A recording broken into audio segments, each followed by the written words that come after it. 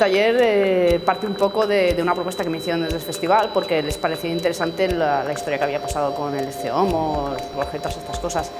Entonces sí que intentamos darle una pequeña vuelta de tuerca a través de mis propias ideas de cómo poder organizar un taller, de poder aportar algo de creatividad y de darles un sentido donde es importante también el aprendizaje. Y entonces decidimos que además era interesante conocer un poco de la historia del arte y encontrar distintos retratos icónicos. En realidad tenemos un problema con el dibujo y con la creatividad, porque siempre nos preguntan que cuándo has aprendido a dibujar, pero en realidad deberían preguntarnos cuándo has parado de dibujar. En realidad la capacidad de crear y de montar una estructura, de montar un retrato, está innata en todo el mundo, porque todo el mundo reconocemos caras y reconocemos rostros.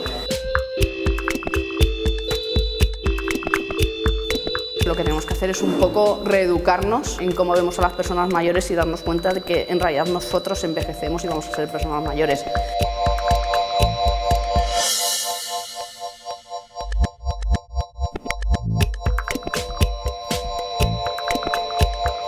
Yo creo que comparto en parte muchos valores con el festival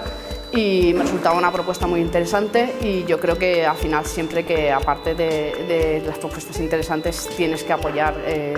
festivales como el 10 Sentidos, que siempre aportan algo a la ciudad que de otra manera igual no soportaría.